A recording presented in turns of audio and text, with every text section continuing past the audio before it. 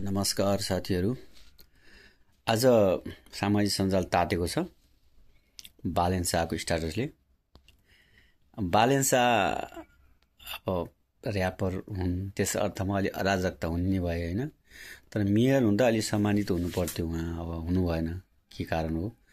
आक्रोश चाहिँ धेरै पोख्नु भएको छ सामाजिक सञ्जालमा। उहाँले छिमेकी मित्रहरू, अमेरिकी साम्राज्यवादलाई र पार्टीहरूलाई सबलाई अब उहाँले पार्टी खोल्नुहुन्छ हुन्छ या हुँदैन थाहा छैन। तर पार्टीप्रति उहाँको चरम वितृष्णा रहेछ। सायद उहाँले पार्टी खोल्नुहुन्न जस्तो लाग्छ, किनभने पार्टी खोलेर उहाँले जित्न गाह्रै छ।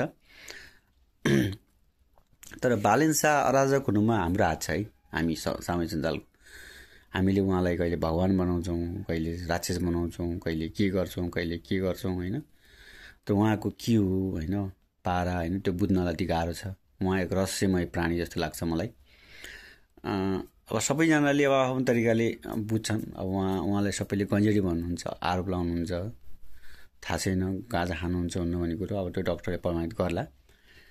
तर बालेन शाह चाहिँ एक युवा हो, जुझारु युवा हो र त्यो आक्रामक शैली हुन्छ नि, जो आक्रामक भन्छ, अब त्यो एकदम रिसा प्रवृत्ति त हुनु स्वाभाविक हो। किनभने अब मेयरमा अनेक किसिमको अब रिसहरू, अब कामको चापहरू, हरेक कुराले लिएर सायद उहाँलाई रिस उठ्यो होला। तर उहाँ एक कुशल राजनीतिक जस्तो पनि लाग्छ मलाई। युवामा यो आक्रोश हुनु स्वाभाविक हो। यसले देश पनि बनाउन सक्छ, देश बिगार्न पनि सक्छ। त्यसकारण मलाई के लाग्छ भने हामीले नै यो सबै बालेनलाई, अब जस्तो बालेन प्रधानमन्त्री त्यागेको मान्छे हो, बालेनलाई आऊ तिमी आऊ भनेर हामीले बोलायौँ होइन। उहाँ चाहनुहुन्थेन, न उहाँले पार्टी खोल्नु भएको थियो, न उहाँको सङ्गठन थियो। एउटा फेसबुक, रुटिन अफ नेपाल बन्धहरू, यो अरू एक दुईवटा मिडियाहरू उहाँको पछि हुनुहुन्छ। त्यस कारणले उहाँलाई बोलाए त हामीले नि नेता बनायो क्या उहाँलाई। उहाँ आउन खोजेको होइन। रविहरू जस्तो अब अर्कोहरू जस्तो पार्टी खोलेर गर्न खोज्नु भएको छैन उहाँले। त्यस कारणले मलाई लाग्छ उहाँ मेयरमै ठिक हुनुहुन्छ।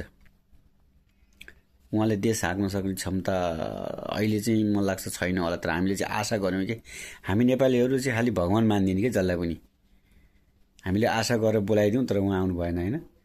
अब त्यो किन आउनु भएन, कसो आउनु भएन उहाँलाई थाहा छ।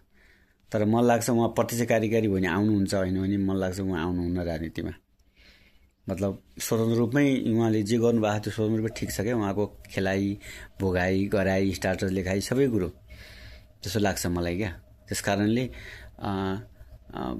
को उत्तरदायी हो त? बालेनले स्टाटस लेखेको छ नि, दुनियाँ सामाजिक तातेको छ कि हामी चाहिँ सही थियौँ त? पार्टीहरू सही थिए त? राजा सही थिए त? होइन, रवि सही थिए त? हर्क सही थिए होला त? होइन, कुलमानहरू सही थिए होला त? उहाँले सबैलाई गाली गर्नुभएको छ। अब त उहाँलाई एउटा इयुको एजेन्ट बनाउन मात्रै बाँकी छ क्या। इयु भन्छ नि, किन उहाँले त्यो पनि लेख्नु होला कुनै बेलामा। तर उहाँ स्वतन्त्र भएको हैसियतले उहाँले त्यो प्रतिशोध भावनाले लेख्नु भएको छ है मेरो विचारमा। जनतालाई उहाँले माया गर्नुहुन्छ। उहाँ पनि यही नेपालको मान्छे हो। उहाँले नि यहाँबाट भागेर कहीँ पनि जान सक्नुहुन्न के, समाजबाट भागेर कहीँ जान सक्नुहुन्न होइन। अब उहाँलाई आरोप लाउनु त्यो तथ्यमा आधारित छैन त्यो तपाईँहरूलाई थाहा होला। तर युवा हो, आक्रोश छ क्या, त्यो बुझ्नुपर्छ क्या।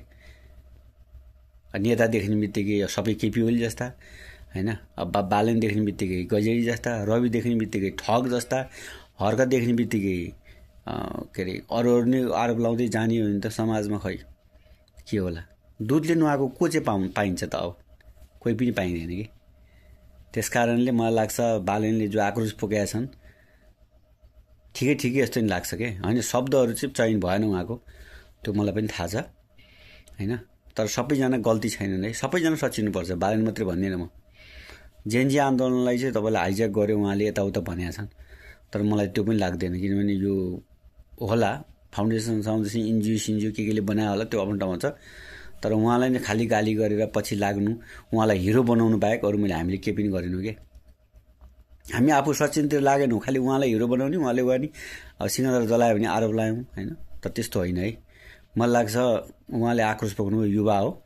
पहिला हामी सचिनुपर्छ, सबैजना सचिनुपर्छ राजनीतिक दलदेखि बाहेक, अनि मात्रै उहाँलाई आरोप लाउनु मिल्छ जस्तो लाग्छ। हस् त, धन्यवाद। सुध्रिउँ र अरूलाई पनि सुधारौँ। हस्।